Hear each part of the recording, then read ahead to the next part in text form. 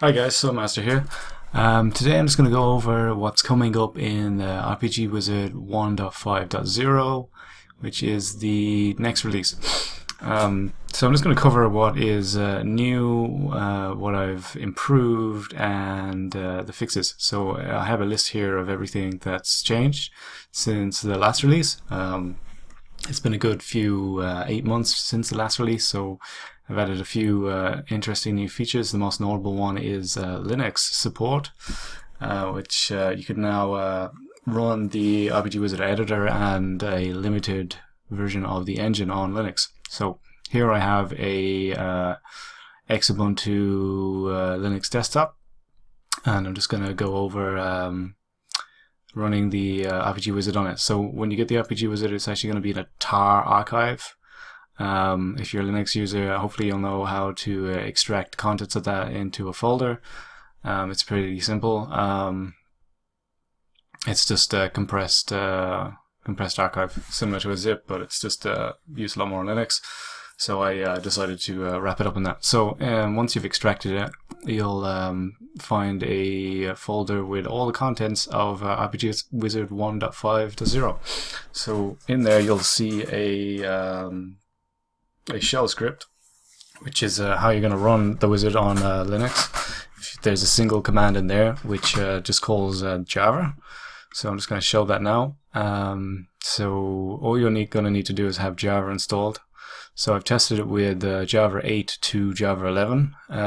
It seems to work fine, just pretty much the same way as on Windows. So you're going to need to mark this script as executable if you want to run it straight from the script. Otherwise you can copy that command and run it through the terminal directly if you want. I've just included the script for convenience. So I'm just gonna demo that now. So the first thing I'm going to do is I'm going to just show the contents in the terminal window. And you can see there's the rpgwizard.sh script for starting the wizard on Linux. So I'm just going to mark that as executable. I actually mistyped wizard here, so it takes me a second to realize that. I pre-recorded this video and I'm just doing the audio over it. So I corrected that now, and I've marked it as executable. So now I'm just going to call that script. So it's just going to print some stuff to the terminal window, and then it's going to kick off the wizard. And it pretty much looks exactly the same in my Linux distribution, Xubuntu. As far as I can tell, it behaves nearly one for one as well in terms of functionality. There's a few limitations that I had to introduce for now around the engine. I'm going to get to those in a bit, but I'm just showing here opening of the demo project on Linux. So to select the game file of the RPG of the Wizard's Tower, and yeah, the functionality seems exactly the same. I had to fix one or two small issues, but it wasn't that hard to move it over to Linux. So one thing is the engine. It's using a limited form of the engine, which was present in RPGWizard 1 and 1.2 and 1.3, I think, where it will kick off the game in your default browser. So when you press the play button, it's actually going to look for whatever your default browser is, and it's going to kick off the game in that browser. So in this case, I have Chromium, and it's going to just play it in that. So if Firefox was your default browser, it would play it in Firefox. It's best to use a Chrome-like browser if you can. So if you can use Chromium or Chrome itself, then it's going to be the best support, because the embedded engine that the wizard uses on Windows is actually a Chrome-based engine as well. I don't expect this to be a limitation for very long. I'm going to look I just need to figure out how to compile the embedded engine on Linux so it can be kicked off straight away and that you don't need to use your own web browser. Another thing is that I've had to disable the compile button as well, for pretty much the same reason, that I need to figure out how to build the engine, the embedded engine on Linux. But the Linux version has enough for you to get started with actually making your game and playtesting it. But I expect in RPGWizard 1.5.1, which I'll try to make available as soon as I can, I will have solved these problems.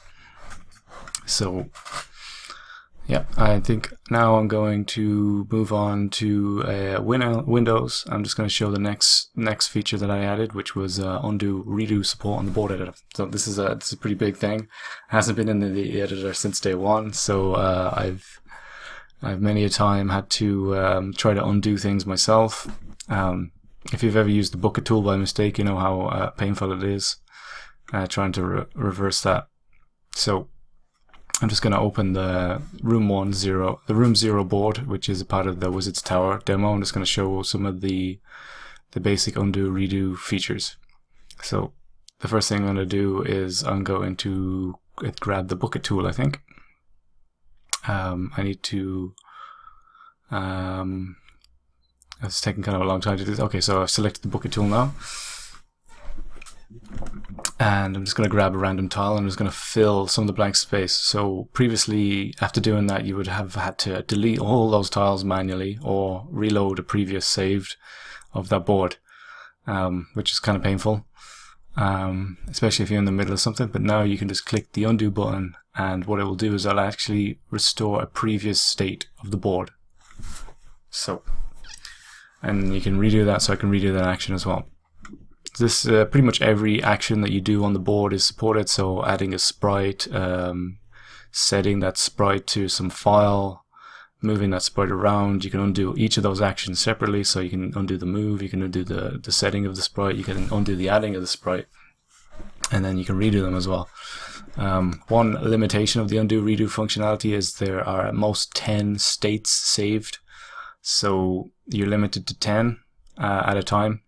This is just to save on memory, but hopefully 10 should be enough, at least for now, for most people, and I'll look to see if I can increase that number sometime in the future. But it's a great feature to have. The ability to undo things, because you're going to spend a lot of time in the board editor editing your game. Okay, so that's pretty much it. It also supports some of the layer actions as well. So if you move layers up and down and delete them, you can undo all of those kind of actions as well. Okay, the next thing that I added was the save as functionality. So this is pretty useful as well if you want to duplicate assets. So if you created an animation and you wanted to bulk create a lot of similar animations, you could just create the first one and keep saving, animation 1, 2, 3, 4, and they'd all have the same width and height and sound effect if you wanted it to, and maybe the same image to start with. So I'm just gonna demo that by creating a new animation here. I'm just gonna pick one of the heroes graphics, his attack east animation. I'm just going to need to adjust his height and width. Just adjusting the bars. You can see them going up and down right now. I think I get it slightly off in this video by about 2 pixels, so the play button doesn't work. It doesn't fit the animation correctly. So I've actually made the mistake there. Okay, but I'm just going to demo. I'm going to save that animation now. As simple sword slash. Okay, and now I'm going to use the save as functionality. I'm just trying to figure out why the play wasn't working, but I know now. So I just go save as, and I'm just going to save that as simple sword slash animation 2, I think, or something like that. Yeah, okay, so now I have 2. And if I go back to the project Explorer, I can see that the animations, under the animations folder, there are 2. There's simple sword slash and simple sword slash 2, which are both different animations. So I've just duplicated the animation. And now I can set the picture on one of them. I'm just going to change it. Make him attack north instead. Okay, so I've set that, and now I'm just going to save that. I'm going to close them. And I'm just going to show that they are different still. So yeah. So that's how you duplicate assets using save as, and it works with every asset pretty much. So if you want to duplicate programs or boards or anything like that, it should work as well. The next thing that I added pretty recently was the ability to set a custom game icon that will be used when playing your game. So it'll also be used when you package up your game as well. So the default size is 48 by 48. So you, under the project information, you can set a project icon. You should try to get a hold of a 48 by 48 PNG or JPEG if you can. It will scale it down if it's not 48 by 48. It will also create a Windows icon file as well from the PNG, so you don't need to worry about supplying that yourself. So I'm just going to go get one here that I have on my desktop. I've got a lot of things open, so I'm going to be minimizing. Okay, so there I have this game.png, which I downloaded. This is a simple icon. I just scaled it down to 48 by 48, and now I'm just dropping it into the Wizard's Tower graphics folder, which will make it available in the game. So I've just copied and pasted that, and now I'm going to go back to the editor, and I'm going to set the icon. Okay, just double click that icon and I'm just finding the game. Yep. And now you can see that it fits that box perfectly. I'm just going to save that. I'm going to run the game, and you're going to see that it now uses the game's icon rather than the RPGWizard's icon. And it's scaled down there. It's the same if I compile the game as well. It's also going to set the engine exe icon to your game's icon as well. And it's also going to give you the icon file that it created in case you want to use it on an installer or something like that, or you want to create your own exe. So here it goes. It's going to take a moment. And there it is. And you can just see that the game.exe is set to the game's icon, and that the icon file is also there in the build as well. So if you want to use that yourself, okay. So that's pretty much it when it comes to icon support. It's a 48 by 48 image. Try to get a hold of a PNG or JPEG, and it should work. So there are some of the minor improvements that I made. One of those things was I decreased the engine load times by changing some of the JavaScript functions in the background. So you might notice this, that when you load your game, especially over a web browser, that the asset load times will be much faster than they were before, because they can be done in parallel, which means it can load many assets at once rather than previously when it was just loading them sequentially one at a time. So that's pretty big performance improvement in the background that I've added. So hopefully this will make playing your game over web browsers much nicer. Okay, another thing that I've added is I've added a double-click listener on the animation settings for sprites. So this was actually requested by someone. It makes it much quicker to set your animations on your characters, your enemies, and your NPCs. So I'm just going to quickly demo that. I'm just going to open the default character. Yep. I'm just going to go to his animation. Just going to add a new blank animation. Yep. I'm just going to call it test. And I'm just going to show that previously you would have had to click the animation and then go down to a separate button to open an animation file to set. So you would have had to click into here. That's 2 clicks that you would have had to done separately.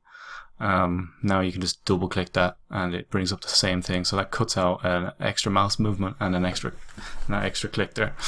Okay, so that will make it much quicker to get your characters in your sprite setup, hopefully.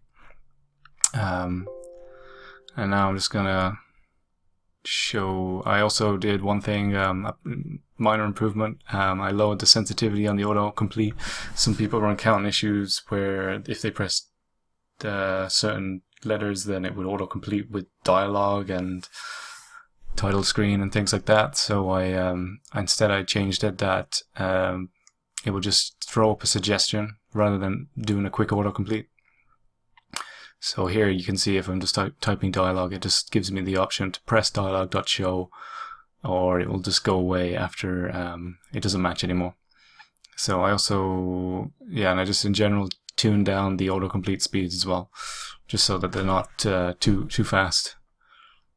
That was another minor improvement. And the last thing that I fixed, which I also fixed in 1.4 as a patch, was I fixed a bug with saving enemy files in the editor. So that's available in this one as well. So that's pretty much it. I hope you guys all enjoy RPGWizard 150. That's Swordmaster signing off. Let me know if you find any bugs. Thanks.